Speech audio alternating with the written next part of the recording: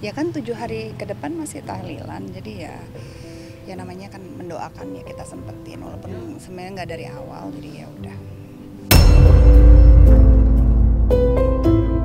Kemungkinan besar iya, karena kalau nggak mana mau ibunya tinggal di satu atap dengan orang yang dia tidak restui atau dia tidak suka gitu ya. Anggap dan menduga bahwa hubungan ini hanyalah sebuah kebutuhan konten semata.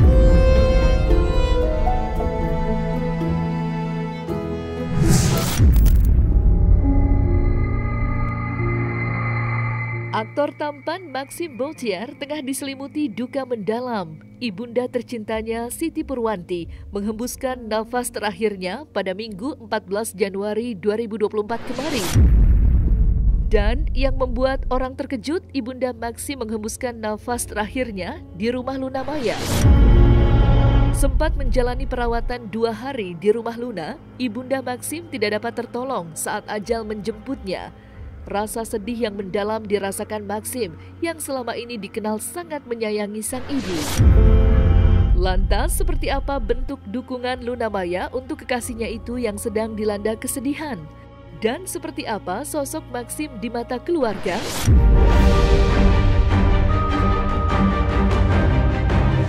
Kayaknya nggak ada banyak orang yang tahu apa yang akan kayak you don't know that this will happen. Kita selalu mikirin akan terjadi suatu hari tapi nggak tahu kapannya. Jadi kayak presence-nya Luna itu ngebantu aku banget untuk go through a hard time gitu. Dan dia juga Luna ngebantu juga waktu itu kita ke rumah sakit bareng gitu. Dan kita juga sempet ngomong kayak ada obrolan gitu untuk keluar dari rumah sakit, soalnya kan mama udah kayak agak capek waktu itu di rumah sakit. Jadi kita bilang kayak mungkin kita ke rumah atau mungkin ke apartemen. Dan Luna sangat baik untuk kayak nawar kayak di rumah aku aja deh biar lebih gampang, juga kita deket banget dari rumah sini gitu. Akhirnya kita bawa mama ke rumah Luna walaupun we had to convince my mom a bit. Kita convince my mom soalnya kan mama kayak nggak enakan banget orangnya. Kayak udah mah nggak apa-apa, kita biar rame-rame di situ. Nanti keluarga juga masih bisa tetap datang soalnya kan cuman deket banget gitu. So yeah, that's it. Itu sih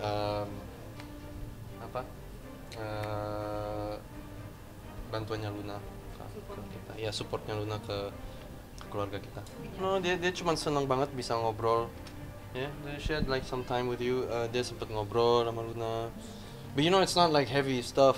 Itu juga mama nggak pernah seperti itu sih, jadi yeah, gitu. But anyway, terima kasih banyak. Ya kan 7 hari ke depan masih tahlilan, jadi ya namanya kan mendoakan ya kita sempetin walaupun sebenarnya nggak dari awal, jadi ya udah. Mungkin ada hari yang aku nggak bisa. Tapi ya tergantung jam, kayak tadi kan sebenarnya jam 6:30 udah kelar kerja, nyampe sini jam 7, udah setengah jalan. Ya, tetap usahain lah, pasti datang. Maxim sangat sayang sekali dengan mamanya, itu yang saya lihat.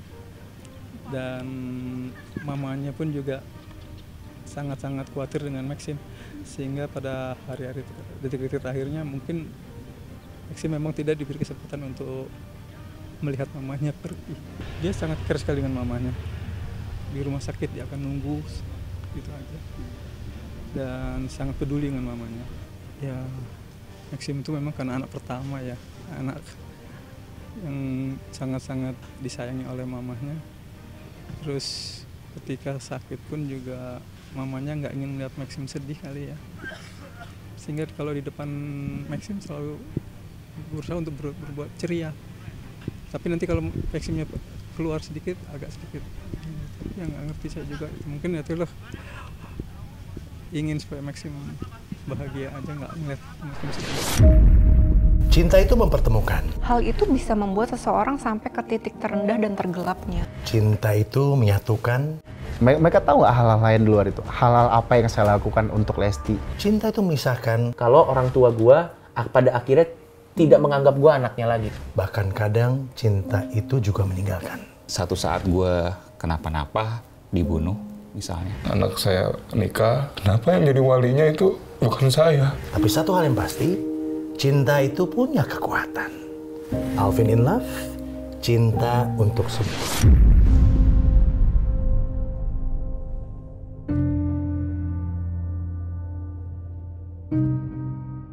Kematian sang ibu jelas menjadi pukulan bagi Maxim dan keluarganya. Namun kematian sang ibu di rumah Luna sampai kini masih menjadi tanda tanya. Banyak orang yang ingin tahu ada apa di balik itu. Kenapa Maxim memutuskan ibunya tinggal di rumah kekasihnya itu? Meski begitu, tidak sedikit pula netizen yang menilai kejadian tersebut dengan sesuatu yang positif. Tentu saja kedekatan Luna lah yang membuat ibunda kekasihnya itu harus tinggal di rumahnya. Lantas seperti apa psikolog menilai hal tersebut?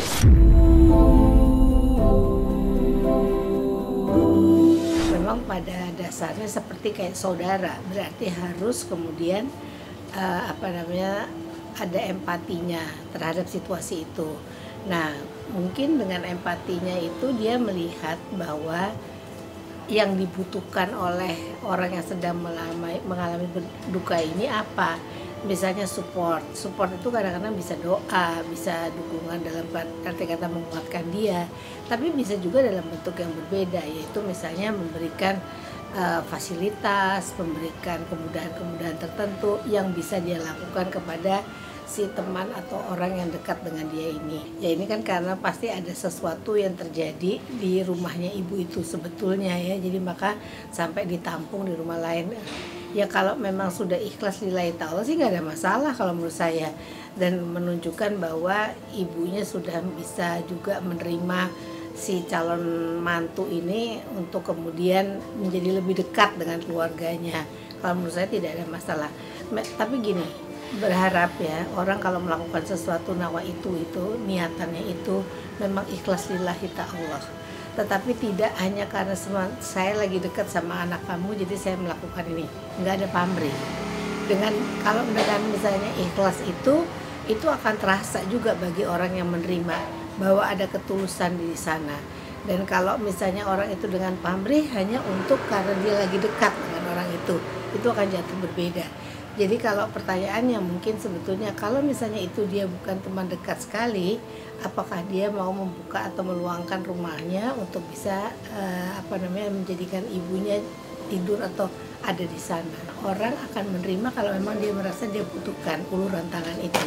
Dan yang paling penting adalah bahwa yang satunya yang memberikan pertolongan itu juga mengevaluasi apa yang dibutuhkan oleh si temannya ini. Jadi nggak mungkin orang yang tidak butuh kemudian akan menerima pertolongan orang. Misalnya diberikan apa-apa ya belum tentu dia mau karena dia mungkin sudah bisa mengantisipasi sendiri.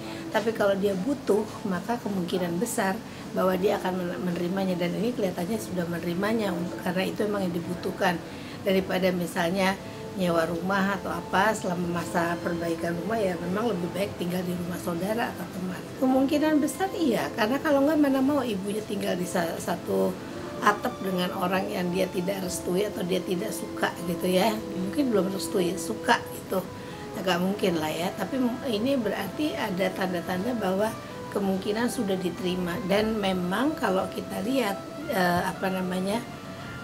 di Indonesia itu kan nggak ada masalah gitu, ada teman saudara tinggal di rumah. Kalau mungkin di luar kan orang kalau mau tinggal di rumah orang akan ditanya-tanya dulu ya kenapa ini, karena ada privacy yang cukup ketat ya. Tapi kalau di sini memang kita biasanya selalu welcome, apalagi kalau saudara datang dari jauh walaupun mereka berbanyak.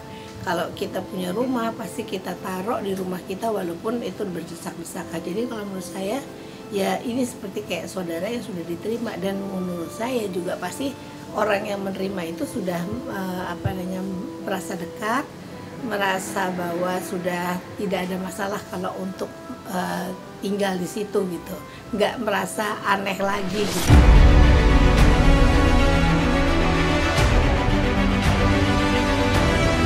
Hanya sekedar ngejok konten. Kalau salah ya salah.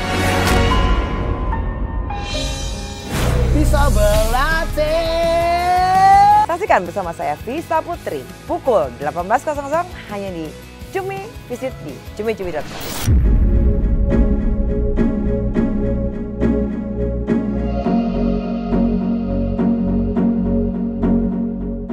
Kematian Ibunda Maxim di rumah Luna Maya sampai kini masih menarik perhatian banyak orang.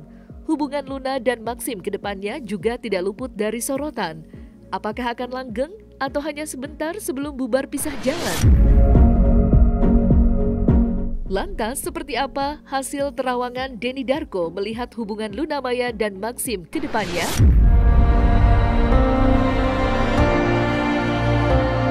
The Knight of Swords ini satu hubungan yang simbiosis mutualisme, sama-sama diuntungkan di sini. Maxim, artis pendatang baru yang juga kebetulan bermain di beberapa film Hollywood yang bersetting di Indonesia, George Clooney, Julia Roberts. Dan Luna Maya, artis papan atas Indonesia yang menjalani karirnya lebih dari 20 tahun. Saya pikir sih akhirnya ya mereka berdua ini bersama. Hubungannya apakah truly benar-benar memiliki hubungan asmara atau ini adalah hubungan ya sebuah kalau kita bilang itu pengaturan untuk di dunia entertainment saja. Apapun itu, keduanya diuntungkan dan memiliki akhirnya satu leverage dalam karir mereka, terutama akhir-akhir ini kan memang artis-artis layar lebar ini harus bersaing keras dengan selebriti-selebriti influencer seperti Fuji, Torik Halilintar, bahwa hubungan asmara yang nggak mungkin seperti ini, nggak mungkin karena usianya beda 10 tahun ya.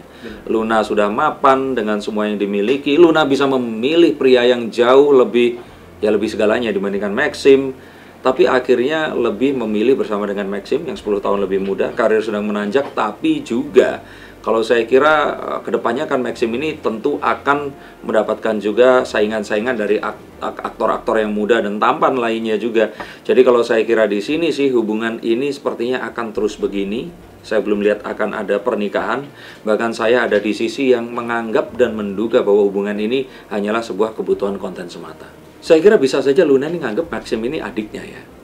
Karena tadi itu, kalau ditanya kenapa kok saya tetap kekeh seperti ini, Luna Maya yang saya ketahui, bukan kenal ya, tapi lebih ke yang dikenal oleh orang awam, Luna Maya ini jarang sekali mengekspos kehidupan pribadinya. Dan melihat dia semesra itu dengan Maxim, saya sih malah menganggap bahwa jangan-jangan ini memang bukan sesuatu yang memang sebenarnya, maksudnya dalam percintaan. Tapi kalau hubungan ini ternyata hubungan yang teman akrab, karib dan sebagainya, kita lihat Luna memiliki hubungan pertemanan juga dengan kalau kita ada Iwat Ramadan, terus kemudian ada Edric Chandra. Saya kira sih ya sangat memungkinkan juga kalau ternyata ini adalah sebuah hubungan yang memang akrab dan ya seperti keluarga. Karena Luna ini termasuk yang orang itu menanti-nanti. Apa sih yang kurang dalam hidup Luna Maya? Dia sudah 20 tahun menjaga karirnya, tetap cantik di usianya yang sudah 40 tahunan ini, dan juga dia memiliki karir yang sangat bagus. Artinya masyarakat itu dari berbagai usia masih tetap menontonnya. Jadi kalau saya kira sih Luna Maya ini sudah memiliki segalanya, tinggal pasangan ini tadi. Jadi kalau dibilang apakah sudah merestui, saya pikir ya kalau seandainya nggak ada perbedaan usia, mereka ini sudah cocok banget. Tapi perbedaan usia itu yang kembali dan kembali lagi yang dipertanyakan. Bahkan kemarin saya juga cerita kalau Luna Maya memiliki anak seperti Maxim, terus kemudian memiliki hubungan dengan wanita yang 10 tahun lebih tua, akan seperti apa? Tentu saja akan lebih memilih untuk coba bener nggak sih, atau mau cari seseorang yang usianya lebih muda. Tapi kalau secara bibit-bibit Luna Maya ini luar biasa. Bahkan ya kalau saya sebagai seorang pria atau pria-pria yang lain melihat Luna Maya, tentu saja ya dia ini seorang wife material yang dijadikan istri udah cocok banget seperti itu. Tapi nggak terus sekonyong-konyong kalau karena hubungan mereka baik, terus artinya ya sudah direstui sebagai pasangan kekasih.